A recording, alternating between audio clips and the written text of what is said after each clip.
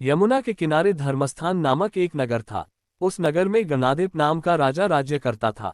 उसी में केशव नाम का एक ब्राह्मण भी रहता था। ब्राह्मण यमुना के तीर पर जप तप किया करता था। उसकी एक लड़की थी जिसका नाम मालती था। वह बड़ी रूपवती थी। जब वह ब्याह के योग्य हुई तो उसके माता पिता और भाई को चिंता हुई। संयोग से ब्राह्मण अपने किसी यजमान की बारात में गया, भाई पढ़ने चला गया। तभी उनके घर में एक ब्राह्मण का लड़का आया।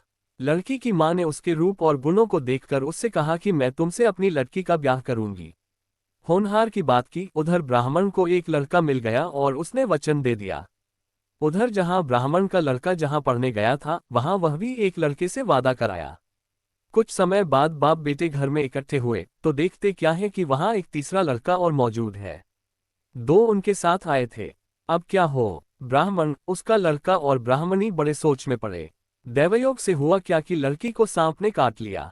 वह मर गई। उसके बाप भाई और तीनों लड़कों ने बड़ी भाग दौड़ की, जहर झाड़ने वालों को बुलाया, पर कोई नतीजा न निकला। सब अपनी अपनी करके चले गए। दुखी होकर वे उस लड़की को शमशान में ले गए और क्रियाकर्म कराए। तीनों लड़कों में से एक ने तो उसकी हड्डियां चुन ली और फकीर बनकर जंगल में चला गया। दूसरे ने राख की गठरी बांधी और वहीं झोपड़ी डालकर रहने लगा। तीसरा योगी होकर देश देश घूमने लगा। एक दिन की बात है, वह तीसरा लड़का घूमते घामते किसी नगर में पहुंचा और एक ब्राह्मणी के घर भोजन करने बैठा। जैसे ही उस घर की ब्राह्मणी भोजन परोसने आई कि उसके छोटे लड़के ने उसका आंचल पकड़ लिया। वह ब्राह्मणी आंचल छोड़ नहीं रहा था।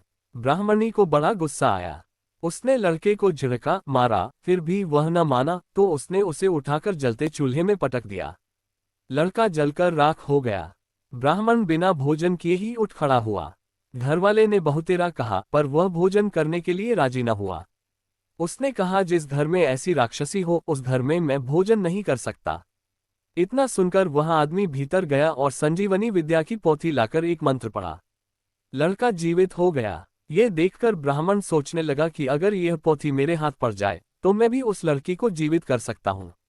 इसके बाद उसने भोजन किया और वहीं ठहर गया। जब रात को सब खा पीकर सो गए तो वह ब्राह्मण चुपचाप पोथी लेकर चल दिया। जिस स्थान पर लड़की को जलाया गया था वहां जाकर उसने देखा कि दूसरे लड़के वहां बैठे बातें कर रहे हैं।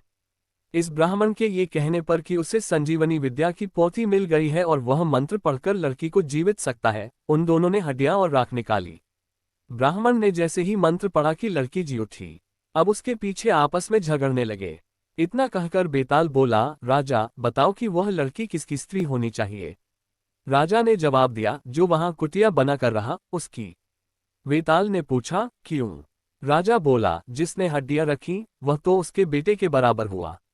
जिसने विद्या सीखकर जीवन दान दिया वह बाप के बराबर हुआ।